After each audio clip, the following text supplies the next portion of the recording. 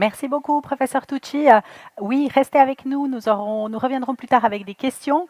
Et j'en profite pour rappeler au public, vous pouvez manifester votre intérêt pour partager des témoignages, vos questions en direct, en levant la main sur le Zoom. Donc, pour ceux qui sont connectés sur le Zoom, et vous serez pris en charge par notre service technique. Et si vous vous manifestez d'ici 2 ou 3 minutes, vous pourrez intervenir à la fin de cette table ronde. Donc voilà, n'hésitez pas. Je passe maintenant à mes entrepreneurs qui sont avec moi ici sur le plateau. Donc premièrement, Xavier Ditlin, après une grave blessure qui a mis un terme à votre carrière footballistique, vous rejoignez l'entreprise familiale du même nom, qui est à l'époque active dans la construction métallique. Après 10 ans, vous réorientez l'entreprise vers les vitrines d'exposition avec un accent fort sur l'innovation.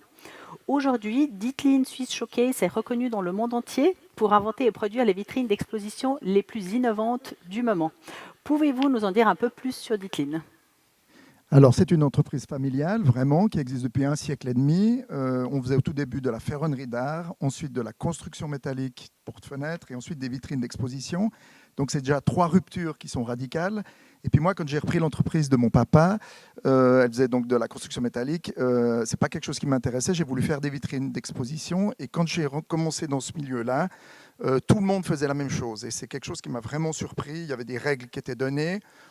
Tout était prédéfini, on ne pouvait rien changer. Et moi, je n'avais pas envie d'être dans ce panier de concurrence où en fait tout le monde fait la même chose.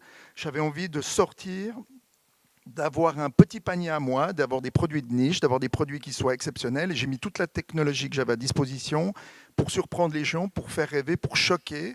Je n'ai pas de problème à choquer s'il faut le faire.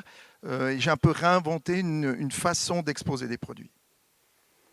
Merci.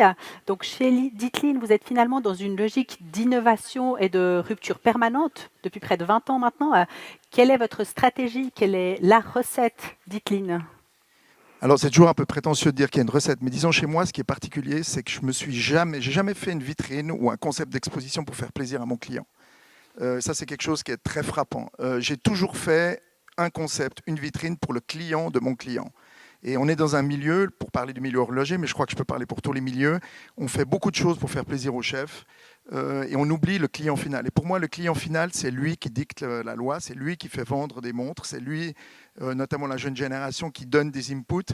Et je crois que c'est très important de l'écouter, de remettre le client final au centre de la pièce, d'utiliser tout ce qu'il faut pour le satisfaire et que ça fasse plaisir au chef ou que ça ne lui fasse pas plaisir, je crois que c'est assez secondaire. On m'avait dit, je me souviens dans des anecdotes drôles, on m'avait raconté juste avant une présentation, on fait en rouge parce que le patron aime beaucoup le rouge. Et je trouvais ça absolument hallucinant. Donc j'ai fait à peu près l'opposé. Et je trouve extraordinaire de devoir tronquer comme ça des projets simplement parce que le chef aime le rouge. Parce que ce qu'il aime le rouge ou pas, en fait, ça n'a aucune importance. Merci. Donc effectivement, Ditlin est une entreprise initialement traditionnelle à laquelle vous avez amené des composantes technologiques, voire très technologiques. Vous avez notamment collaboré avec une anciennement start-up EPFL. Comment ça s'est passé? Était-ce une volonté de votre part de partir dans la technologie si poussée? Alors c'était une volonté parce que c'est mon tempérament, c'est d'aller de l'avant, je veux vivre avec mon époque. On est en 2020, je crois que c'est important de voir ce qui se passe en 2020. Je ne suis pas quelqu'un qui est absolument fanatique de la technologie, j'ai une vieille maison, j'ai des vieux meubles, j'ai un tourne-disque, j'adore le vinyle, donc je suis un peu à l'écart de ça. Maintenant, si vous voulez vivre avec votre époque, vous devez utiliser les outils qui sont à disposition aujourd'hui. C'est une obligation, ce n'est pas un choix. Et moi, je suis prêt à prendre tous les outils qui sont intéressants, qui sont disponibles pour faire rêver les gens, pour amener ce qu'il faut amener de révolutionnaire et de nouveau. Donc, je n'ai pas de problème par rapport à ça, mais c'est vraiment un outil et il faut lui donner du sens. Et puis, par exemple, une anecdote extraordinaire, j'allais avec mes enfants au musée à Beaubourg, où il y avait une exposition de Jackson Pollock. Et je me souviens très bien, c'est que je leur expliquais Jackson Pollock, mais vraiment sommairement.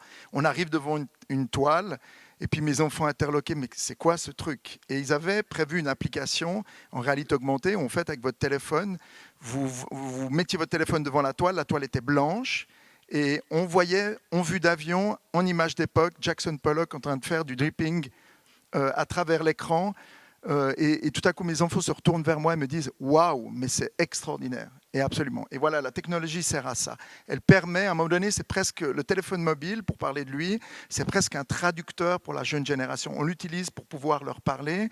Il y a d'autres éléments qui sont comme ça, mais c'est vraiment, il faut vraiment le prendre comme un outil qui permet de parler de quelque chose. Très bien. Et finalement, quels sont selon vous les atouts dont doit disposer un chef d'entreprise pour appréhender au mieux tous les bouleversements ou les bouleversements auxquels l'entreprise est confrontée au cours de son existence?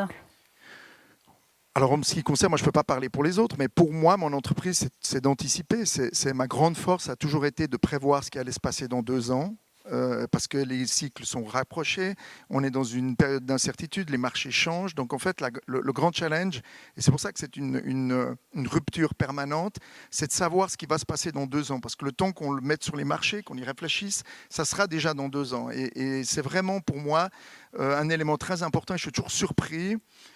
Beaucoup d'entreprises, tout à coup, arrêtent changent les choses parce que ça ne marche plus. Leur produit ne marche plus et du moment que ça ne marche plus, on change. Moi, je n'attends pas que ça ne marche plus, je le change tout le temps, j'essaie d'évoluer tout le temps pour essayer de traverser le temps.